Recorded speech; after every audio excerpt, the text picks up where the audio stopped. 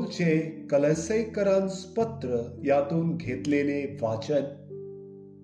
येशू ख्रिस्त हा अदृश्य देवाचे प्रतिरूप आहे.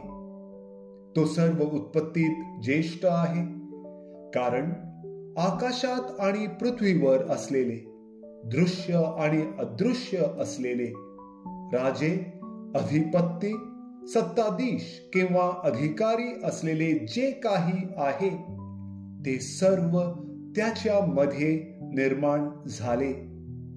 सर्व काही त्याच्याद्वारे आणि त्याच्यासाठी निर्माण झाले आहे. तो सर्वांच्या पूर्वीचा आहे आणि त्याच्यामध्ये सर्व काही अस्तित्वात आहे. तोच शरीराचे म्हणजे मंडळीचे मस्तक आहे. तो आधी मृतातून प्रथम जन्मलेला आहे, अशासाठी की सर्वांमध्ये त्याला प्राधान्य मिळावे.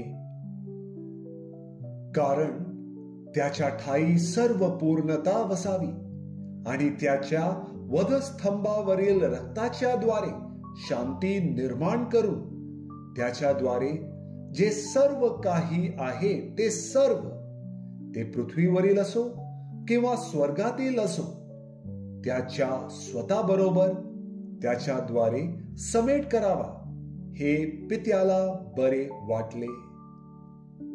प्रभूचा शब्द. देवाला धन्यवाद.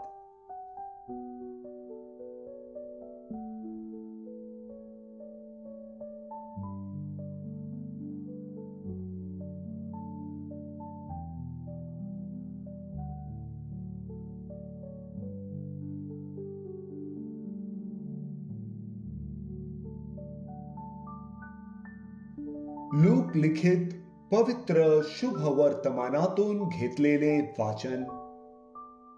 परुषी आणि शास्त्री यांनी येशूला म्हटले, योहानाचे शिष्य वारंवार उपवास आणि प्रार्थना करतात, तसे परुष्यांचेही शिष्य करतात.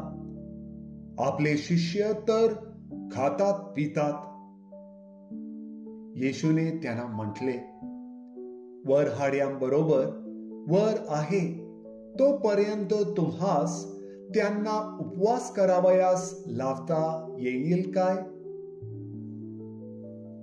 तरी असे दिवस येतील की वर त्यांच्यापासून काढून घेतला जाईल. त्या दिवसांत ते उपवास करतील. आणखी त्याने त्यांस दाखलाही सांगितला. कोणी नवे वस्त्र फाडून त्याचे जुन्या वस्त्राला ठिगळ लावत नाही. तसे केले तर त्याने नवे फाडले आणि नव्याचे ठिगळ जुन्याशी जमले नाही असे होईल.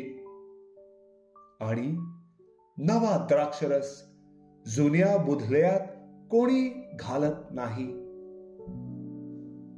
घातला तर नवा द्राक्षरस बुधले फाडून गळून जाईल आणि बुधल्यांचा नाश होईल. म्हणून नवा द्राक्षरस नव्या बुधल्यात घालावा. जुना द्राक्षरस प्याल्यावर नव्याची कोणी इच्छा करत नाही, कारण जुना चांगला आहे असे तो म्हणतो. प्रभूचे शुभ वर्तमान. हे प्रभू येशू ख्रिस्ता, तुझी स्तुती असो.